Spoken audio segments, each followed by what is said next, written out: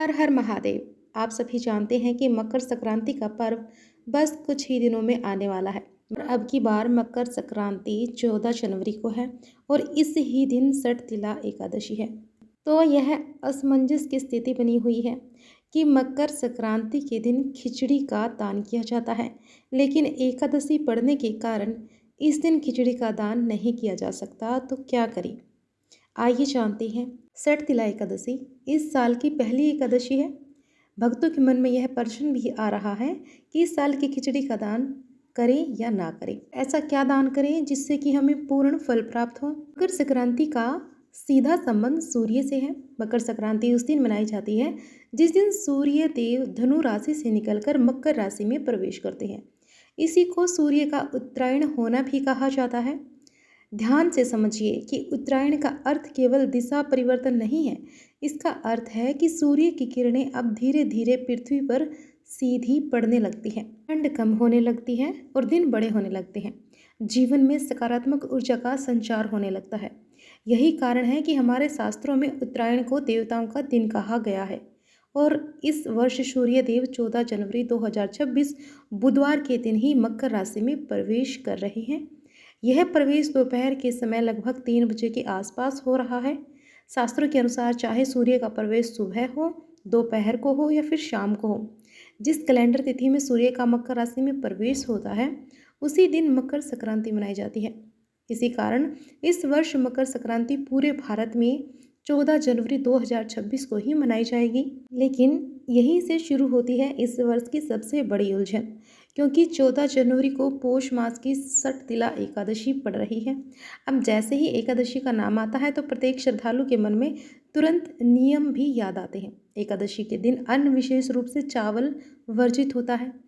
मकर संक्रांति और खिचड़ी का नाम एक दूसरे के बिना अधूरा है, क्योंकि सदियों से परंपरा चली आ रही है कि इस दिन कच्चे चावल और मूंग की दाल मिलाकर खिचड़ी का दान किया जाता है। कहीं कहीं खिचड़ी पकाकर भी दान की जाती है और घरों में प्रसाद के रूप में ग्रहण भी की जाती है। लेकिन जब एक ही दिन एकादशी भी हो और मकर संक्रांति भी हो, तब आप सभी का भ्रमित होना स्वाभाविक है।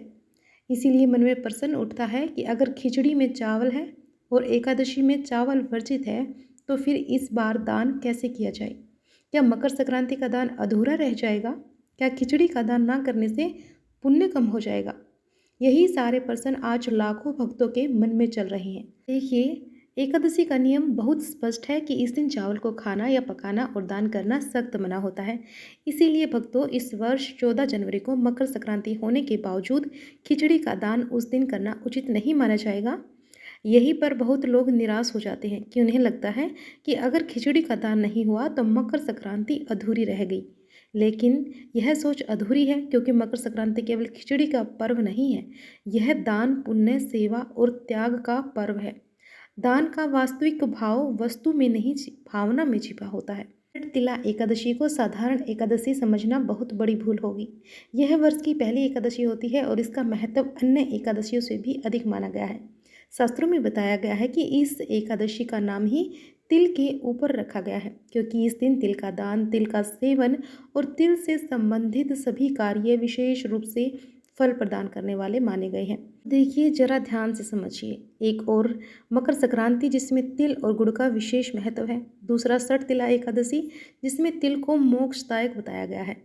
और जब दो ऐसे पर्व एक साथ आते हैं जिनका केंद्र बिंदु तिल हो, तो यह कोई संयोग नहीं बल्कि एक दिव्य संकेत होता है। यह संकेत हमें बताता है कि इस वर्ष मकर संक्रांति पर तिल दान का महत्व कई गुना बढ़ गया है।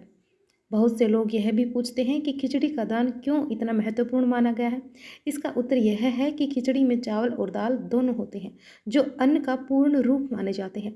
अन्न दान को सभी दानों में श्रेष्ठ बताया गया है। इसी कारण मकर संक्रांति पर खिचड़ी का दान सबसे बड़ा पुण्य माना गया है। जब शास्त्र स्वयं एकादशी के दिन चावल दान को वर्जित कर रहे हैं, तो धर्म हमें यह भी सिखाता है कि विकल्प में धर्म का ही भाग होता है। इसीलिए शास्त्र कहते हैं कि यदि किसी कारणवश मुख्य दान ना किया जा सके, तो उसी भाव से किया गया वैकल्पिक दान भी उतना ही फल देता है। और यही कारण है कि इस वर्ष मकर संक्रांति पर काले तिल और गुड़ का दान खिचड़ी दान के समान ही नहीं बल्कि कई गुना अधिक फलदायक बताया गया है, क्योंकि तिल को शास्त्रों में पापनाशक कहा जाता है कि तिल में भगवान विष्णु का वास होता है और गुड़ में माता लक्ष्मी की कृपा मानी जाती है। जब तिल और गुड़ एक साथ दान किए जाते हैं तो वह दान केवल शरीर को नहीं, आत्मा को भी शुद्ध करता है।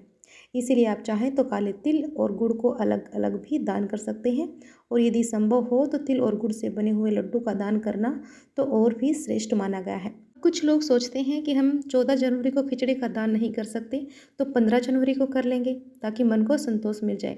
तो भक्तों, शास्त्रीय रूप से देखा जाए तो 15 जनवरी को खिचड़ी का दान किया जा सकता है, उसमें भी कोई दोष नहीं है। लेकिन मकर संक्रांति का विशेष पुण्यकाल 14 जनवरी को ही होता है। इसीलिए यदि आपको पूर्ण फल चाहिए तो 14 जनवरी को ही तिल गुड़ का दान करना सर्वोत्तम रहेगा। अब आपको समझ में आ गया होगा कि मकर संक्रांति पर आपको क्या दान करना है। षटतिला एकादशी एक साथ पढ़ने से खिचड़ी का दान तो संभव नहीं है, लेकिन तिल और गुड़ के दान से भी आपको कई गुना अधिक फलों की प्राप्ति होगी। हमारे शास्त्र कहते हैं कि दान का मूल्य वस्तु से नहीं, भाव से तय होता है। अगर कोई व्यक्ति बहुत साधारण वस्तु भी पूरी श्रद्धा भाव से दान करता है तो उसका फल उस व्यक्ति को कई गुना अधिक मिलता है। जो महंगी वस्तुओं का दान केवल दिखावे के लिए करता है। मकर संक्रांति का समय विशेष रूप से सेवा और करुणा का समय माना गया है। यही वह समय है जब ठंड अपनी चरम पर होती है और गरीब, असहाय, वृद्ध और सड़क किनारे रहने वाले लोग इस ठंड को सबसे अधिक सहन करते हैं। ऐसे में अगर किसी को गर्म कपड़े या कंबल का दान किया जाए तो वह दान केवल शरीर को गर्मी नहीं देता बल्कि दान करने वाले के हृदय को भी करुणा से भर देता है। इसीलिए शास्त्रों में बताया गया है कि शीत ऋतु में किया गया वस्त्र दान विशेषकर मकर संक्रांति के दिन अक्षय पुण्य प्रदान करता है। अक्षय का अर्थ है जिसका फल कभी समाप्त ना हो। कई लोग सोचते हैं कि हमने तिल गुड़ का दान कर दिया, अब और कुछ करने की आवश्यकता ही नहीं है। लेकिन यदि आपकी क्षमता है तो मकर संक्रांति के दिन एक से अधिक प्रकार का दान करना अत्यंत शुभ माना गया है। जैसे तिल गुड़ के साथ कंबल, शॉल या गर्म कपड़े का दान भी आप कर सकते हैं। यहाँ एक महत्वपूर्ण प्रश्न आता है कि दान किसे दिया जाए। बहुत से लोग इस विषय में उलझन में रहते हैं। कोई कहता है कि केवल ब्राह्मण को ही दान देना चाहिए, कोई कहता है कि साधु संत को दिया जाए, तो कोई कहता है कि जरूरतमंद को ही देना सबसे श्रेष्ठ है। शास्त्रों का उत्तर बहुत ही सरल है। जहाँ वास्तविक आवश्यकता हो वही दान के पात्र हैं। अगर कोई व्यक्ति सच में ठंड से काँप रहा है, भूखा है, असहाय है तो उसे ही दान दिया जाना चाहिए। वही दान सीधा ईश्वर तक पहुंचता है। भगवान श्री कृष्ण जी ने गीता में कहा है कि जो मेरी बनाई हुई सृष्टि की सेवा करता है वही वास्तव में मेरी पूजा करता है। इसीलिए आप तिल गुड़ का दान किसी गरीब व्यक्ति को दें, कंबल किसी जरूरतमंद को ही दें, मंदिर जाकर पंडित जी को दक्षिणा दें। तीनों ही प्रकार का दान पुण्यदायक है। हम बात करते हैं दक्षिणा की। अक्सर लोग दान में केवल वस्तु दे देते हैं और दक्षिणा देना भूल जाते हैं, लेकिन शास्त्र कहते हैं कि कोई भी दान बिना दक्षिणा के अधूरा माना गया है। दक्षिणा का अर्थ यह नहीं है कि बहुत बड़ी राशि दी जाए। दक्षिणा का अर्थ है दान में हुई किसी भी कमी को श्रद्धा से पूरी करना। ये मकर संक्रांति पर हमें पूरी भावना से दान दक्षिणा करनी चाहिए। मकर संक्रांति के दिन किया गया दान पूरे वर्ष का प्रभाव देता है। इस दिन दान किया गया एक छोटा सा कार्य भी पूरे साल शुभ फल प्रदान करता है। इसीलिए हमारे पूर्वज कहते हैं कि चाहे सामर्थ्य कम हो लेकिन मकर संक्रांति के दिन खाली हाथ मत रहो। इस दिन दिया गया दान हमें केवल भौतिक सुख नहीं देता बल्कि हमारे जीवन में शांति, संतुलन और सकारात्मकता भी लाता है।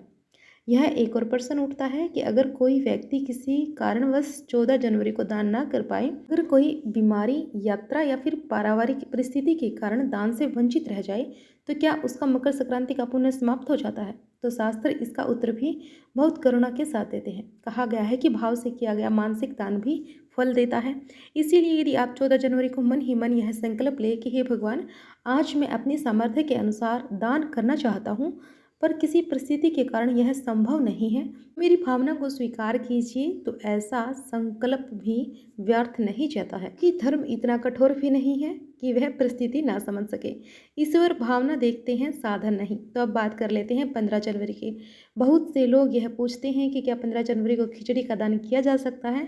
तो शास्त्रीय दृष्टि से उत्तर यह है कि हाँ, 15 जनवरी को खिचड़ी का दान किया जा सकता है, उसमें कोई दोष नहीं है कि उस दिन एकादशी नहीं है। और यह समझना जरूरी है कि 15 जनवरी को किया गया खिचड़ी का दान मकर संक्रांति विशेष पुण्य नहीं देगा, बल्कि वह सामान्य अन्नदान के पुण्य में ही गिना जाएगा। दिन दान करते समय कुछ सावधानियां भी रखें। दान करते समय कभी भी अहंकार ना रखें, दान देते समय किसी को नीचा ना दिखाएं, दान देकर उसका प्रचार ना करें। शास्त्र कहते हैं कि जो दान दिखावे के लिए किया जाता है वह पुण्य नहीं, केवल समाज की प्रशंसा देता है। इसलिए दान हमेशा दाएं हाथ से करें और मन को शांत रखें। दान देते समय मन में किसी प्रकार की मजबूरी का भाव ना रखें। दान कभी भी सूर्यास्त के बाद नहीं करना चाहिए। विशेषकर मकर संक्रांति जैसे पर्व पर प्रातः स्नान करके स्वच्छ वस्त्र धारण करके दान करना सबसे उत्तम माना गया है।